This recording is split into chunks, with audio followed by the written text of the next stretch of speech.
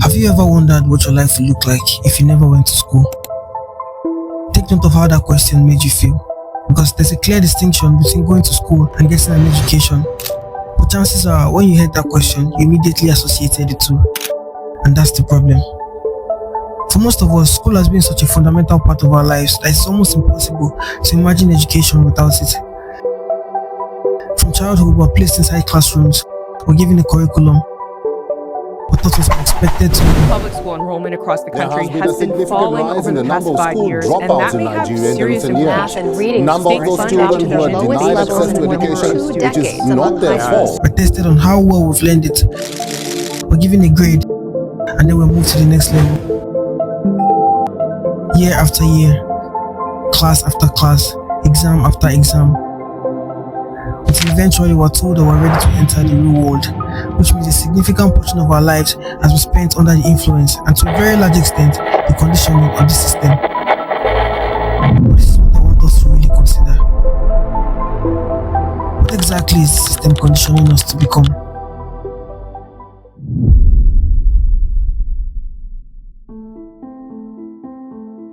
If you've seen The Matrix, there's a scene where the protagonist is offered a choice between two pills. The blue pill allows him to wake up in his bed, remain comfortable inside the illusion, and continue believing whatever he wants to believe. The red pill offers something very different, the painful, unvarnished truth.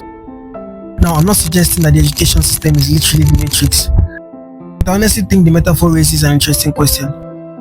What if the system we grew up in has taught us to accept some things without ever asking why? What if we've been handed a blueprint for a life we never chose before we're even old enough to question who designed it? Go to school, get good grades, go to the university, get a degree, get a job, earn money, buy things, work, retire, and you die. And your kids repeat that same cycle all over again. For many people, that's the dream. For some others, that's simply life. And there's nothing inherently wrong with that part. The problem begins when we stop seeing it as a path and start seeing it as the path. Because once you understand that distinction, you can start looking at the education system differently. Let's take another step back. Before we ask whether the system is good or bad, we need to understand what the system actually is.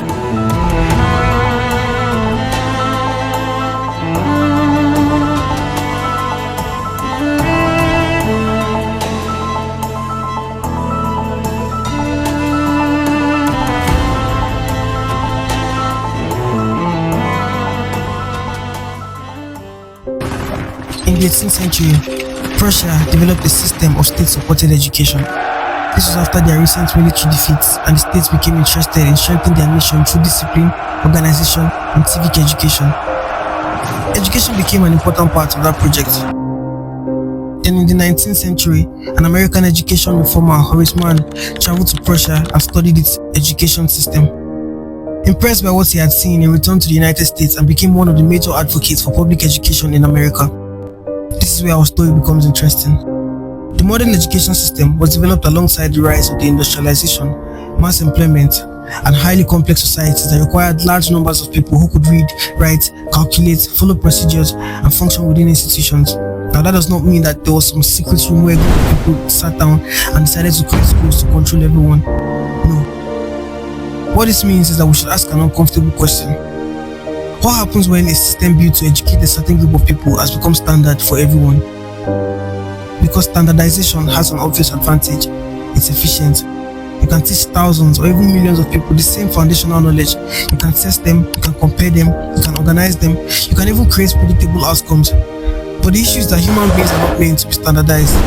We're different, we're creative. We have different interests, different abilities, different personalities, and different ways of thinking. This is where questions begin to arise if you really stop to think about it. The system requires consistency, creative success requires individuality, and that's where I plant the red flags. Because the question isn't simply about what the education system teaches us. The question is, why does it marginalize the creatives and the free thinkers so it can reward complacency? What exactly does the society stand to gain from a docile generation? And if you look at all the mavericks across all sectors from different generations, Albert Einstein, Nikola Tesla, Ole Soyinka, and the likes, there's never been one who was submissive and fully compliant. So why does the education system push singularity and praise submissiveness? This brings us to the second part of this discussion.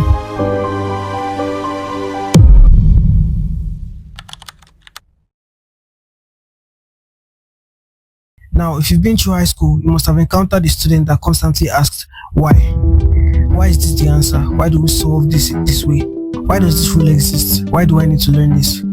Constantly, that student will get rebuked or silenced. Now, don't get me wrong, school is not evil, and I'm not arguing that education is a problem.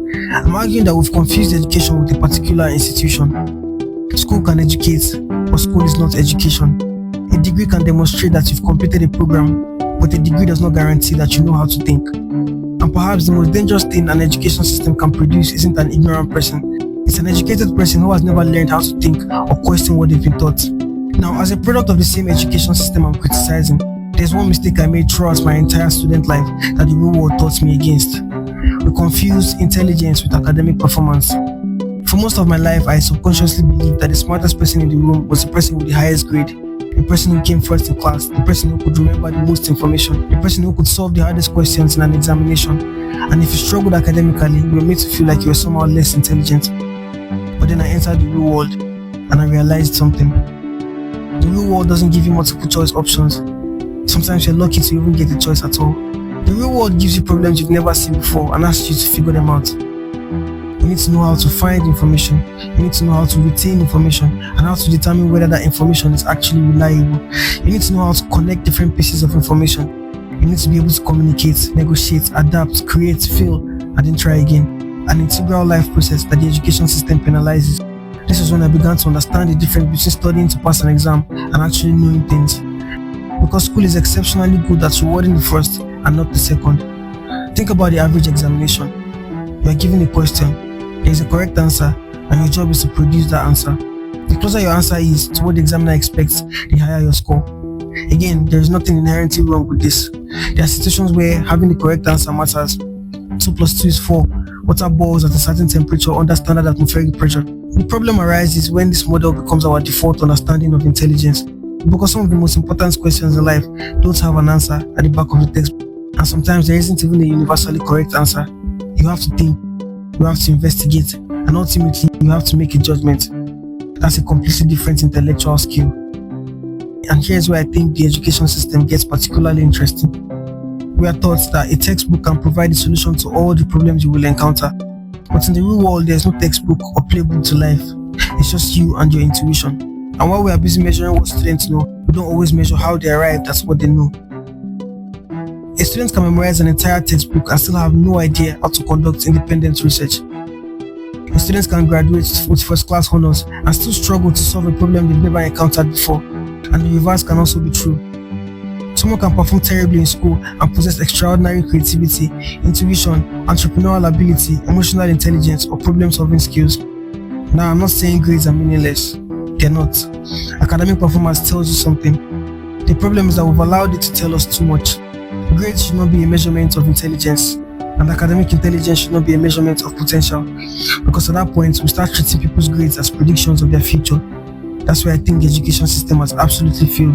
Because the students who consistently gets 90% isn't necessarily more intelligent than a student getting 60%. They may simply be better at the particular game we're asking them to play. And school is, in many ways, a game. There are objectives, there are rewards, and there's a very specific definition of what it means to win. Some of us spend too much time trying to win that game that will never stop to ask whether the skills required to win it are the same skills required to win outside of it. That's one of the biggest lessons the real world teaches you.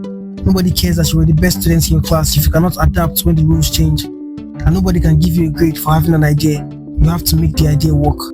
This is why I think the real product of an education system isn't necessarily the information it puts inside your head. It's the habits it creates around learning. Does it teach you to ask questions?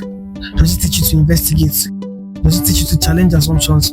Because information becomes obsolete, technology changes, professions disappear and new ones emerge. The person who only knows what they were taught can eventually become obsolete with the information. But the person who knows how to learn will always adapt their skills and knowledge to the existing market. If you were to take away one thing from this video, let it be that you should never measure your intelligence or capabilities by academic standards alone. The world is far too vast and has countless untapped resources that require creativity, talent, research, and technical skills. So do not conform to the mindset of the academia and limit yourself to a percentage or grades. Go out there, explore, get skills, find your place in the world, and change it for the better.